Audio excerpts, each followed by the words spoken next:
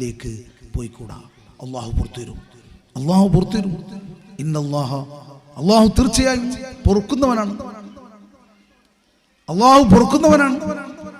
ഇസ്തിഗ്ഫാർ ചെയ്യണം, നല്ലവണ്ണം ഇസ്തിഗ്ഫാർ. സുമ്മ തൂബു ഇലൈഹി, അള്ളാഹുവിലേക്ക് തൗബ ചെയ്ത് മടങ്ങണം. തൗബ ചെയ്ത് മടങ്ങിക്കഴിഞ്ഞാൽ അള്ളാഹ് തൗബയെ സ്വീകരിക്കുന്നതാണ്.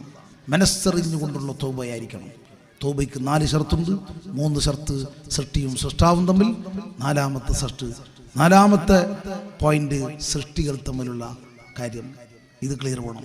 സൃഷ്ടികൾ തമ്മിൽ ഞാനും നിങ്ങളും എന്തെങ്കിലും ഇടപാടുകളോ കാര്യങ്ങളോ ഉണ്ടെങ്കിൽ അത് നമ്മൾ പറഞ്ഞ് തീർത്ത് പൊരുത്തപ്പെടണം.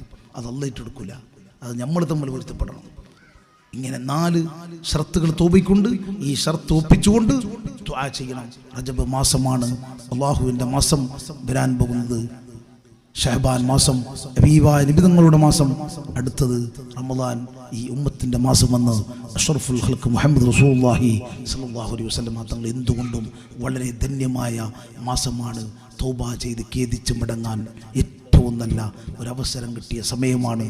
അള്ളാഹു ഞങ്ങളൊക്കെ തെറ്റുകുറ്റങ്ങൾ അള്ളാഹു വിട്ടുപുറത്ത് മാപ്പാക്കി തരുമാറാകട്ടെ.